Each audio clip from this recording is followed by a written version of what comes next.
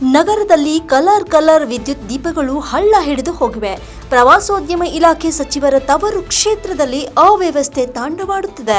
ವಿದ್ಯುತ್ ದೀಪಗಳು ಸಂಪೂರ್ಣವಾಗಿ ಕೆಟ್ಟು ನಿಂತಿವೆ. ಅಲ್ಲದೆ ಎಲ್ಲೆಂದರಲ್ಲಿ ವಿದ್ಯುತ್ ಕಂಬಗಳು ಮುರಿದು ಬಿದ್ದಿವೆ.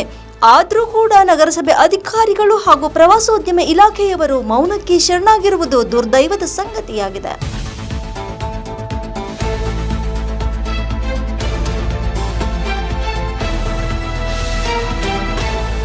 ನಗರದ ಭೀಷ್ಮಕೆರೆ, ಜನರಲ್ ಕಾರ್ಯಪ್ಪ ಸರ್ಕಲ್ ಸೇರಿ ಹಲವು ಕಡೆ ಅಲಂಕಾರಿಕ ದೀಪಗಳು ಕೆಟ್ಟು ನಿಂತಿವೆ. ಭೀಷ್ಮಕೆರೆ ಮೇಲಿದ್ದೀವಿ ನಾವು. ಗದಗ ನಗರದ ಭೀಷ್ಮಕೆರೆ ಏನು ಕೋಟ್ಯಾಂತರ ರೂಪಾಯಿಗಳನ್ನ ವೆಚ್ಚ ಮಾಡಿ ಏನು ಬೀದಿ ದೀಪಗಳನ್ನು ಅಳವಡಿಸಿದ್ರು ಅವತ್ತು. ಆ ಬೀದಿ ದೀಪಗಳು ಯಾವ ಹತ್ತ ಇಲ್ಲ.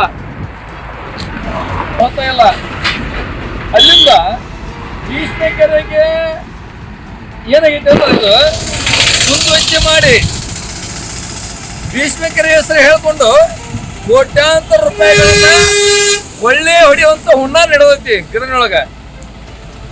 ನಗರಸಭೆ ಸಂಬಂಧಪಟ್ಟ ಅಧಿಕಾರಿಗಳು ಮತ್ತು ಸಚಿವರುಗಳು ಇದನ್ನು ತೀವ್ರ ಖಂಡಿಸ್ತಾರೆ.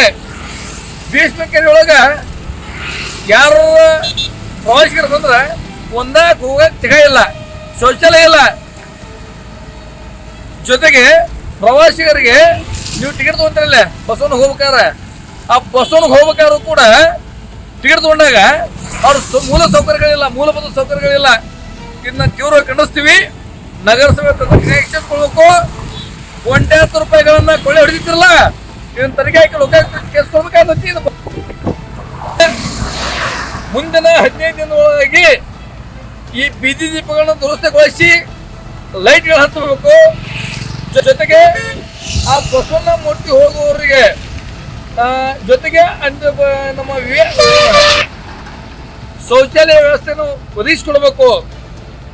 ಕೊಡದೇ ಇದ್ರೆ ಮುಂದಿನ 15 ದಿನಗಳೊಳಗೆ ಕರ್ನಾಟಕ ರಕ್ಷಣಾ ವೇದಿಕೆ ಶಿವಮೊಗ್ಗದಿಂದ ಉಗ್ರ ಹೋರಾಟ ಕೈಗೊಳ್ತೀವಿ ಅಂತಂದು ಈ ಮೂಲಕ ಉಸ್ತುವಾರಿ ಸಚಿವರಿಗೆ, ಶಾಸಕರಿಗೆ ಮತ್ತು ಅಧಿಕಾರಿಗಳಿಗೆ ಎಚ್ಚರಿಕೆ ಕೊಡ್ತಾ ಇದ್ವಿ. ಎಚ್ಚರ. ಜನತೆಗೆ ನನ್ನ ನಮಸ್ಕಾರಗಳು. ಇವತ್ತಿನ ದಿವಸ ನಾವು ಏನು ಹೇಳಕ್ಕೆ ಹೋಗ್ತಾ ಇದ್ದೀವಿ ಅಂದರೆ,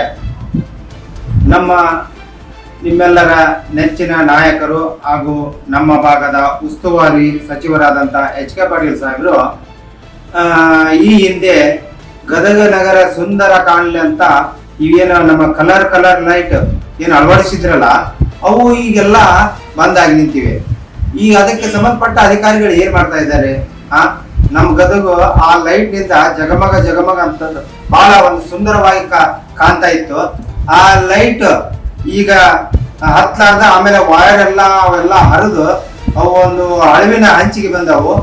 ಕೋಟ್ಯಾಂಗಟ್ಟಲೆ ಖರ್ಚು ಮಾಡಿ ಅದನ್ನ ನಮ್ಮ ಸಾಹೇಬರು ಹಾಕ್ಸಿದ್ರ, ಅದನ್ನ ಸಂಬಂಧಪಟ್ಟ ಅಧಿಕಾರಿಗಳು ಅದಕ್ಕೆ ಏನು ಅದ್ರ ಬಗ್ಗೆ ವಿಚಾರಿಸದೆ ಇವತ್ತಿಗೆ ಅವು ಒಂದು ಲೈಟ್ ಹತ್ಲಾರ್ದ ನಿಂತಾವು.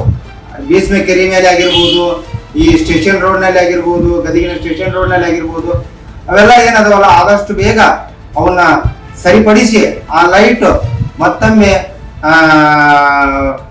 ಹಚ್ಚಿ ನಮ್ಮ ಗದಗನ್ನು ಸುಂದರ ನಗರವನ್ನಾಗಿ ಮಾಡಬೇಕಂತ ನಾನು ಅದಕ್ಕೆ ಸಂಬಂಧಪಟ್ಟ ಅಧಿಕಾರಿಗಳಿಗೆ ಕೇಳ್ಕೊಂತೇನೆ. ನನ್ನ ಹೆಸರು ವಿನಾಯಕ್ ಪರಾಪುರ್, ಸಮಾಜ ಚಿಂತಕ.